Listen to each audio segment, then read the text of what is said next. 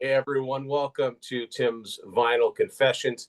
I'm Tim Derling, and I'm very, very happy to bring back a returning co-host. We haven't talked to him in a while, John the Music Nut. Hey John, Hi, Tim. How you doing? Great to see you again. doing really good, and I'm. This is going to be a kind of a fun episode, and John and I actually. This is a band that I'm going to say I'm still new to, and I'm enjoying digging into this catalog because it's so rich and just uh, it just continues to reveal gems. And but John and I have something in common when it comes to this band because we both appear in this excellent book, Martin Popoff's "Honesty Is No Excuse: Thin Lizzy on Record." So even though I said to Martin, I said, I'm kind of a newbie, but I did. What chapters did I do? I think I did Shades of Blue Orphanage, Fighting, Jailbreak, and Thunder and Lightning. And and John's in some of the other chapters, and I'm really enjoying digging into the Thin Lizzy catalog and taking understanding why so many people love this band and why they're so revered. No And doubt about it. yeah, and I never thought I would have the chance to review a quote unquote new Thin Lizzy album, but that's just what we're here Yeah. for the acoustic sessions. And yeah, this hasn't been out for too long. And John might have a little bit more background on this, but what the hype sticker says: concept-driven acoustic album featuring original vocals from Phil Lynott and new guitar recordings with founding member Eric Bell. So, is this mostly Eric Bell's project? Do you know It's where this? it's authorized by Thin Lizzy, but Eric Bell is the only one I believe who's adding anything to the album. The vocals and all the other instrumentation that are on the album were already were already in the archives. Yeah, and there's something very classic about this. I mean, it's on Decca. It's on the Decca Yes, label, so that's. that's right. I love this artwork too. This is really cool artwork. Yeah, and yeah, I've been reading about this, and then it came out, and I thought, yeah, I'll give this a shot. And would I be safe to say, John, that everything on here is from the time period of say 71 through 73? Correct. Yeah. So some of these songs I'm familiar with, some of them I'm not. I'm at this point in my Thin Lizzy odyssey, I guess. I'm not overly familiar with the debut yet. So I know there's songs in here from the debut. I know there's songs on here that uh, were on an EP, and there's at least one song here that I think was a B-side. But we'll go through it track by track. So the first thing on here is Mama Nature Said. This is originally from Vagabonds of the Western World. What do you think of the version that's on here? Okay, the original that was on Vagabonds was had more of a country feel because you had slide guitar in it. Yeah, Here, the slide guitar is taken out and all the other instrumentation. It's just Phil's vocal and Eric Bell's acoustic guitars, newly recorded for this album. I like the original more, but I do like the clarity in Phil's vocals on here. And that's something I'm going to repeat a lot as we go on. I think what really stands out on this album is Phil's vocals are recorded so well on most of these versions. Eric Bell certainly adds a lot with the acoustic guitar on a lot of tracks on here. He yeah, adds more and he makes some of these songs the more definitive version, I think. He and Phil. But yeah. it's a good version, but I prefer the original. But I still like it a lot. I love the phrasing. I mean, it's. I'm sure there might be other instances of it, but when people talk, it's like an environmental type of song. But I've That never heard is anybody say Mama Nature instead of mhm, Mother Nature. right. But I love the way he's in Mama Nature Said. It's murder what you've done, Mhm. and yeah, it's a real. The vocals are very raw, but what I like about this is, a lot of people talk about Phil as being, the poet, the front man, and but his vocals are really good here, like really good, really strong. Um, Yeah, I do like the Vagabonds version, but yeah, this is a good way to start. Next up is a song for while I'm away. What do you thought? I like this version a lot. This originally closed the proper Vagabonds of the Western World album. It's because, again, because of Phil's vocals on here, and the instrumentation is for the most part kept intact from the original. I do like this. I do think that there's more clarity in the vocals on here. It's it's a strong version, probably a little stronger than the one that ended the Vagabonds album.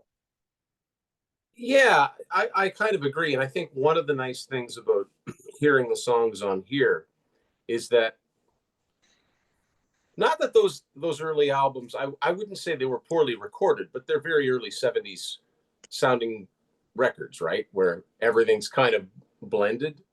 Well, here's the thing. I reviewed Thin Lizzy's catalog on my channel. I thought the debut was recorded quite well for 1971.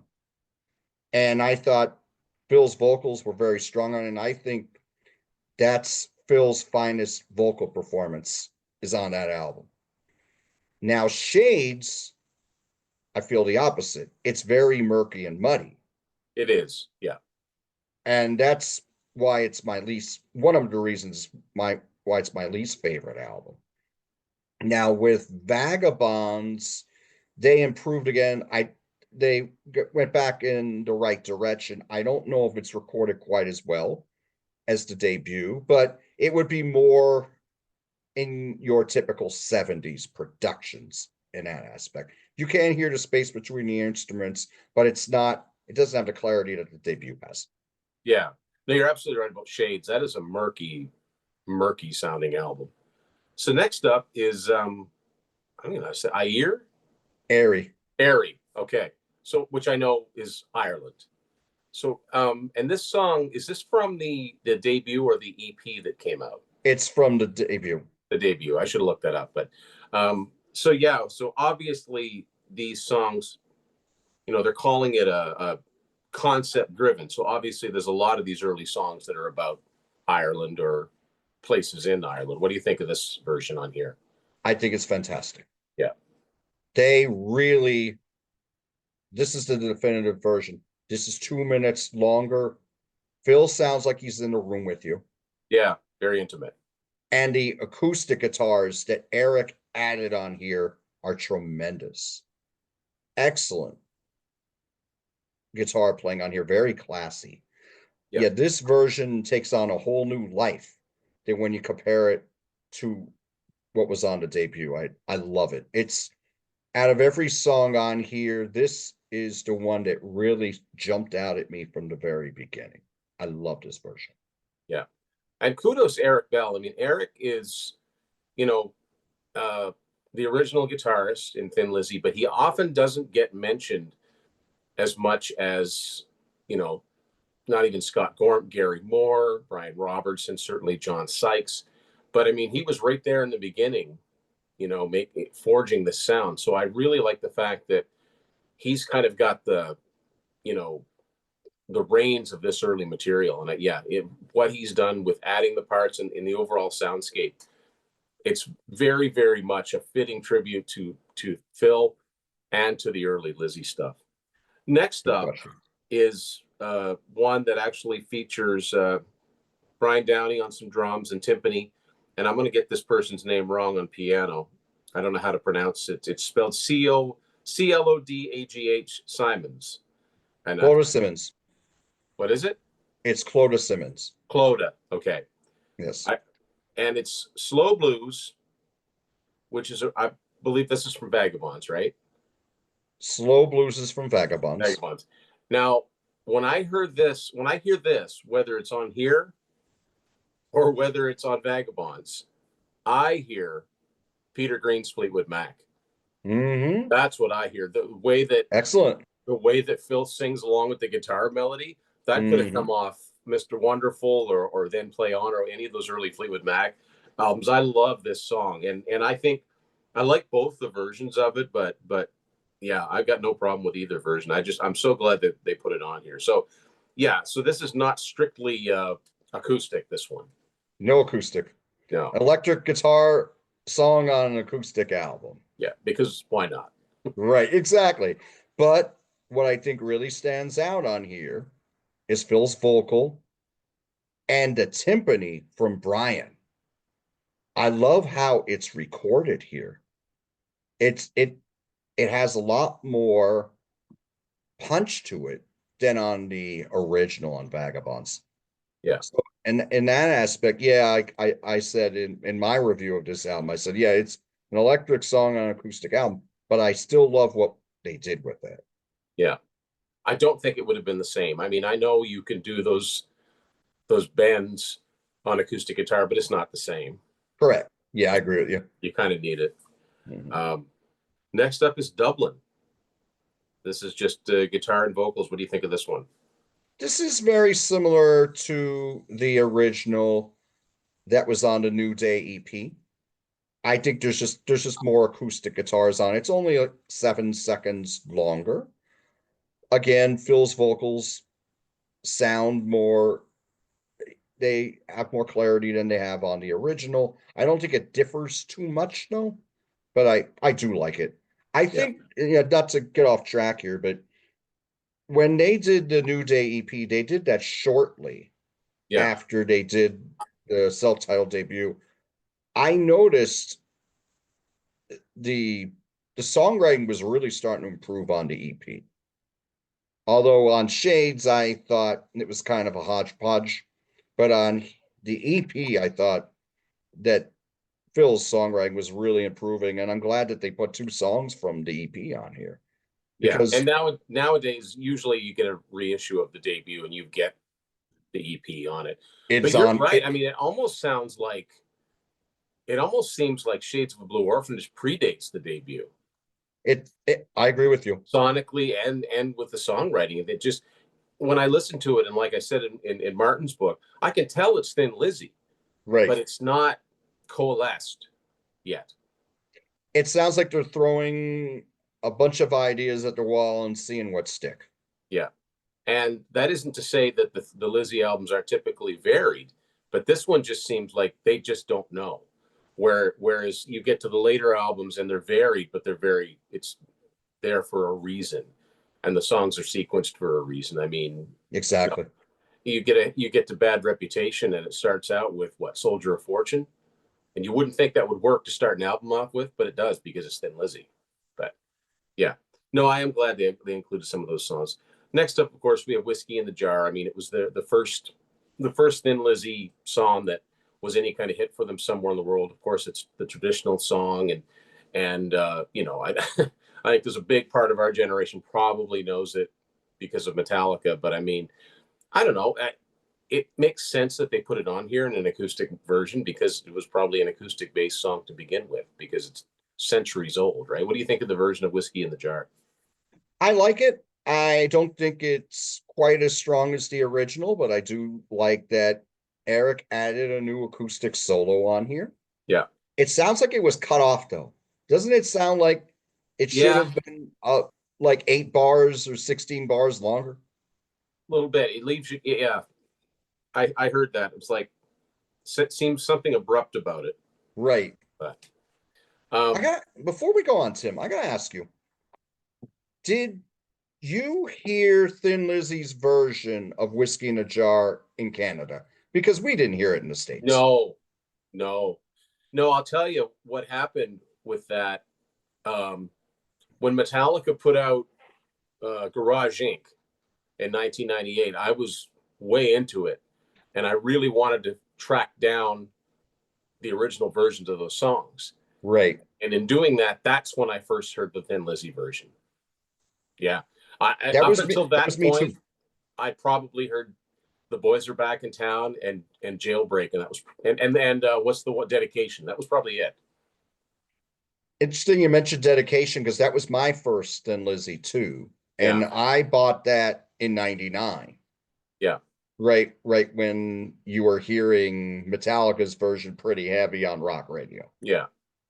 I the first this is a little off topic, and I was going to talk about it in Martin's book, but I couldn't bring myself to do it. To be quite honest with you, the first time I heard the boys are back in town was on the TV show Full House, Wow. Okay. because there is an episode where John Stamos' character, Uncle Jesse, is sitting with an acoustic guitar and he's playing this "The Boys Are Back in Town" song. And it wasn't too long after that I heard the Bon Jovi version when the Stairway to Heaven, Highway to Hell album came out. I'm like, that's the same song. And I knew, I'd read that this band Thin Lizzy had this song. I'm like, that's got to be the song. And eventually I heard their version of it on AM radio or something. And Right. yeah, Dedication, I would have seen the video the few times that it got played. First, probably, honestly, the first Lizzy oriented or related thing I ever heard was Out in the Fields Okay. by Gary Moore, because Much Music Right. played that video a fair bit. Hmm. So, I mean, that's on some of the Lizzy compilations. It's kind of a Lizzy song.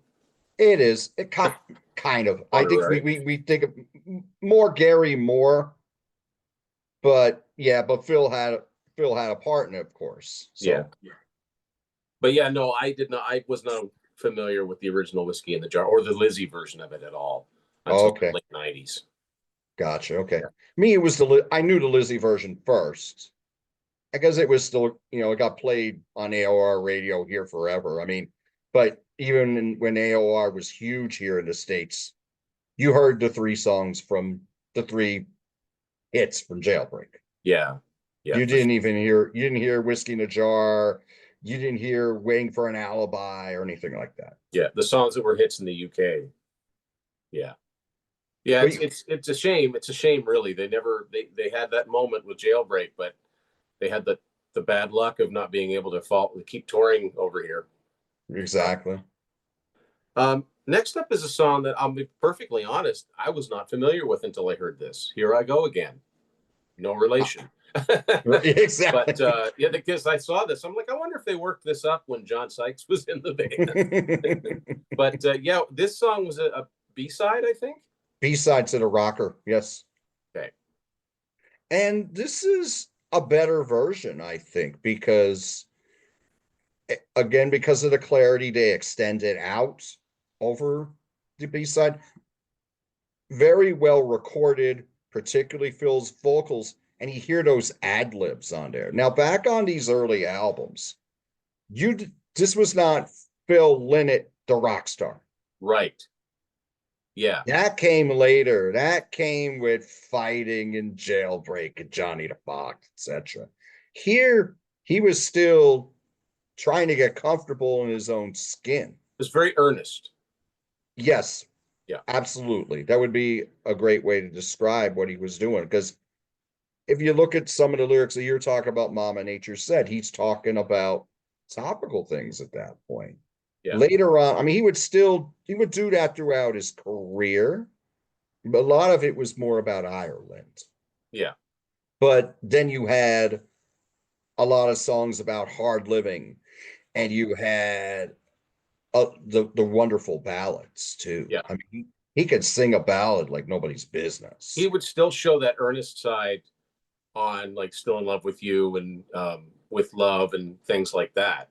But Right. yeah, but the cocksure, the scrapper, the Bon Scott Right. character, yeah, you'd have Toughest Street in Town and Killer on the Loose and yeah, all of that stuff. But what people love about Phil, but yeah, you got to really listen to the way he sings. And correct me if I'm wrong. Is this there aren't many Lizzy songs where I can recall him dropping an F-bomb. I hear it, and Here I Go Again. Right. Here I go. No, I don't believe so. It's subtle, because he's got the accent. But I said, did I just hear that? But I really like it, and I want to track down the other version and compare it. But I'm glad they put it on here. I am as well. And you can find the original right on YouTube. It's on the Vagabonds deluxe set, but the deluxe set is very pricey.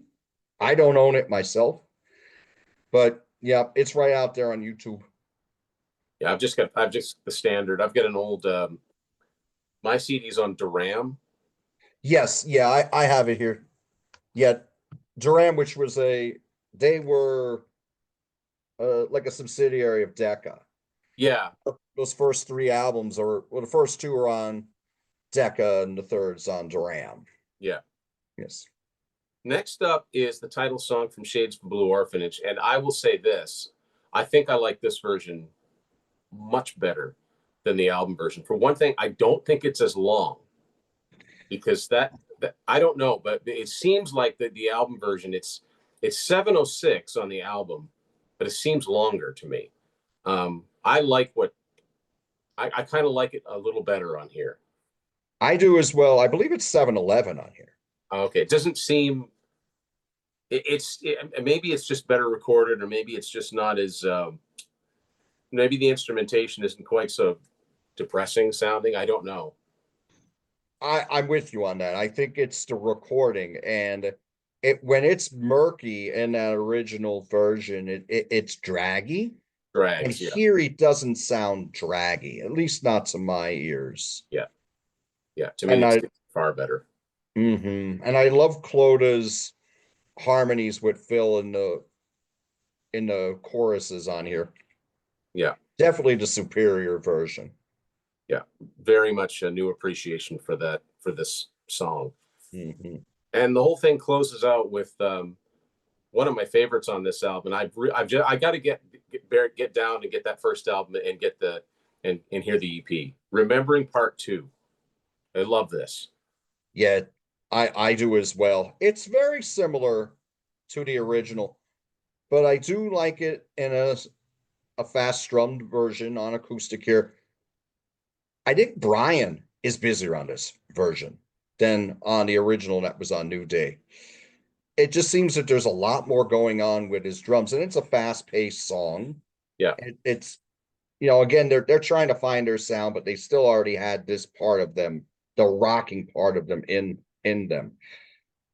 I think this does work very well acoustically. I like this version a little bit more than the New Day EP, but they're very similar. yeah, yeah. I got to get that. I'm working my way through the catalog. But like I said, I never thought that I'd be getting to review a new Thin Lizzy album. I mean, these are previously unheard recordings. I mean, it is kind of like what I like about Phil's voice anyway. When you hear, it's like hearing from an old friend, Yes. and that really comes through. The clarity comes through. This is not a. I don't get anything here that smacks of commercial considerations. This feels very like this needed to come out. I agree. And I'm sure there are questions about that out there. Is this a cash grab? Right. I don't believe it is because now we're getting more attention to the Eric Bell era where they were Right. really trying to find themselves. And I thought that by Vagabonds, Eric had become a much more expressive and charismatic guitar player. Particularly, you listen to that solo in the rocker. Yeah. That's that's where Eric really introduced himself to the world. Yeah. And the rocker as a song, I think people forget how far back that goes because you think of the version on Live and Dangerous, but Right. all the way back here on the third record, there's that song. And it's not like they changed it all that much. No. And it became their encore Yeah. for a long time. And people wanted they weren't going to leave until they heard the rocker. Yeah. It just became an understood thing. That's exactly it. It kind of makes you wonder, like, what would have happened had Eric stayed in the band? Would he and Scott Gorham have been the guitar team? Or Ah, it's hard to say because would we get the unison guitars? exactly. I mean things seem to happen for reasons, but it just makes you wonder because I think you're right. I mean when I first heard Vagabonds, I'm like they're this sounds like Thin Lizzy to me. This sounds like the Thin Lizzy that the average person would know. This doesn't Yes. sound like it's like Shade sounds like it's lost somewhere in the 60s in a vault somewhere. This Yes. is not. It's pretty amazing what happened in a year's time. The songwriting got better, the arrangements got tighter. Um, they played better together. And Eric Bell, I mean, he could rock out as much as any guitar player. He wasn't, no, he wasn't Robo, and he wasn't Scott Gorham, and he wasn't Gary, but he had a unique sound. But yeah, I'm really glad. Yeah, you're right. A cash grab would be yet another issue compilation, or Right. another live recording from the late 70s era. This is very Exactly. much, we want you to pay attention to what they were doing in their earliest years and just how good they were. Exactly. And just because it's just, we always hear about the Jailbreak era, the Johnny the Fox era, the lineup with Scott Gorham and Brian Robertson on guitar is Yeah, the most um endearing of them all. It's the one that we look upon as, that's Thin Lizzy. I mean, even though we had Gary Moore for an album, yeah. and we'd You have think more John. Gary is his own guy, right? As a solo artist. Right, exactly. And then we had Snowy White for 2 albums, and then Yeah, John Sykes on the last album. But it's those 3.5 albums, because on Bad Reputation, Brian only played on 3 songs. yeah, So, but we look upon, maybe not so much fighting, but, or not fighting, I'm sorry, nightlife.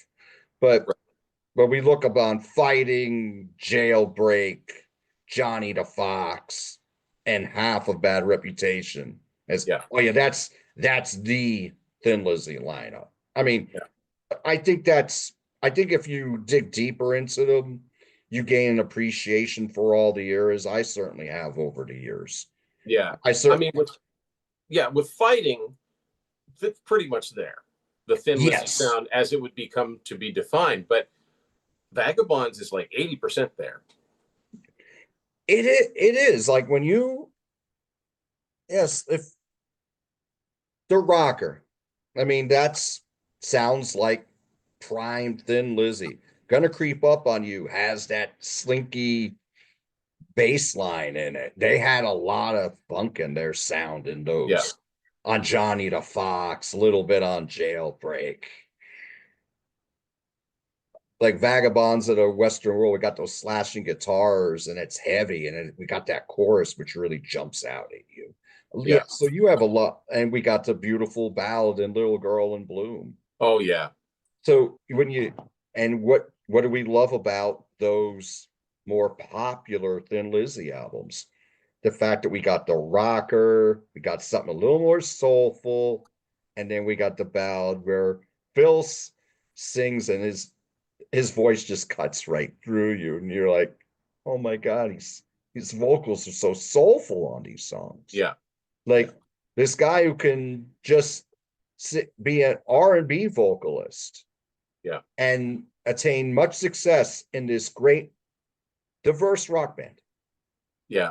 I mean, yeah. Like I said, with every time I listen to an album I haven't heard before, I gain more and more understanding of why just about every band I've ever liked swears by Thin Lizzy. I get it. So yeah, and I think this is a perfectly good, a perfectly valid um, it, addition to the catalog. Thin Lizzy acoustic sessions. If you've been on the fence about it and you're a Lizzy fan, particularly if you love those early albums, or you want a quick primer for those early albums, this is it. I would Yeah, say. I agree. Yeah, if you just like the hits, if you like the popular era, I would listen to it first. Yeah, It's on YouTube. yeah, I don't see it on Spotify. I saw a few of those singles that they put out, but they don't have the whole album in full. So if you're more of a, if okay, if you have dedication, right. Yes, okay, and then you're getting like 3 songs from the popular albums. yeah, If that's your Thin Lizzy, I would listen before you buy. But yeah, if you want to dig deeper, or if you really love those first 3 albums, I yeah, would definitely pick it up. yeah, absolutely. And I would also say, I'll give a plug to Martin again. This book is best, you know, do it with this book in hand. because Yes. that's what these panel books do, and that's what I've modeled my panel books after. You read this and you want to hear the music. So who knows? Maybe we'll convince them to do an update, and I doubt it, but But yeah, you're right. If you've just got Jailbreak and Live and Dangerous, and then some compilation, pick one. Yeah, maybe Right. this isn't where you want to start, but if you want to dig deeper and find out, but where did they come from? Well, this is it. Exactly. There you go, folks. That's our 2 cents on Thin Lizzy acoustic sessions. John, I want to thank you for sitting in. And don't forget, yes, John did a complete Thin Lizzy series. He's done a lot of series on a lot of bands. Don't forget to follow his channel. Absolutely great content. Thank you, Tim. John's been in some of my books. This is where you plug what you're doing. Okay. Thank you, Tim. And thank you for having me on today. I am doing a series right now on singer-songwriter Chris Whitley. I will be doing that for the next 8 or 9 weeks or so. I've gone through 4 albums so far. And meantime, I have ongoing series that I do called the Album War, where I talk about 2 or more bands with an album of the same title. And then I compare the albums, and then I talk about what I like about both, what I'm not so crazy about both, and then which album I prefer. I also have a series that I do called The Album After. And on that series, I talk about an album that came out after a band's breakthrough. So just to give you an example, for my last show, I did Metallica's Load. Yeah. Yeah. Because that came out after the Black Album, and the Black Album is the Metallica album that a lot of casual fans own, and that album made them the biggest heavy metal band in the world, in my opinion. Maybe the biggest rock band in the world. Yeah. So in the case of Thin Lizzy, you could say it would be Johnny the Fox, right? It would be Johnny the Fox, but what I do on the series is I focus on albums that made a band huge. So as much as I love Thin Lizzy, they don't have that big selling album. Right. But that would be a But good by way compare. of comparison, seeing it was their only gold album in the States and had their Right. biggest hit, that's the closest thing to. Right. Yeah. Like just to give another example, I'm focusing on 90s bands for that series. I did The Wallflowers, Bringing Down the Horse. Oh, I'm sorry. I did Breach, which followed Bringing Down the Right. Horse. Yeah. So Bringing Down the Horse sold 4 million. One Headlight was the biggest rock single of 1998 here in the United States. I believe Canada too. Oh, a ton of airplay still, but yeah, it was everywhere. Mhm. And then Breach came out and went gold. So I analyzed the album. Why did this only go gold? Is How good are the songs on this album? Did this album deserve a better fate? Yeah. So that's where I'm going more with the series, but it works really well with 90s albums, in my opinion, because as you know, we sold so many CDs, bought so many CDs in the 1990s. Yeah. And so many of them sold 5 million, 10 million Crazy copies. numbers. Yeah. Crazy numbers. So that's been my focus. So I talk about suppose Alanis Morissette's supposed former infatuation Yeah. with me. Yeah. Good one. Yeah. Because that was after Jagged Little Pill. Yeah. I Yeah. t- You have these albums that are almost, statistically like one in every 10 households at one point owned this or something. And then you get exactly. one that barely certifies gold. And you're like, how did that change so fast in 2 or 3 years? Exactly. Yeah. So that's something that I do like once a month. Or maybe sometimes twice a month I'll put out an album like that. Yeah. That'll keep So you going for a while because there were plenty of examples because nobody can keep that album after album after album after album. You can't do it. It's not feasible. it's not. It's not. I mean, even with Def Leppard having those two that hit 10 million in Yeah. the United States in the 80s, The drop off was pretty severe. They put Adrenalize out, and I think it topped out at 3 million. And it's the ridiculousness of saying, well, that was a 3 million selling flop. It still sold 3 million copies. Even, the famous example, I think probably the best example is Michael Jackson's Thriller. If Thriller sold 52 million, Bad sold 37 million. Oh, that's 15 million less. It still sold 37 million. So you just can't do that every time. Exactly. Yeah. So, that's a meaty subject. So yes, folks, definitely follow John's channel for sure. Thank you. Yes. And yes, don't forget, folks, link to my books is below. And yes, if you haven't, check out at least a little bit of Thin Lizzy. And I think that you're gonna find out what I did. Why haven't I checked them out sooner? So there you go. Thanks, John. And Thank you, Tim. thank everybody for watching this edition of Tim's Vinyl Confessions. And we'll see you later.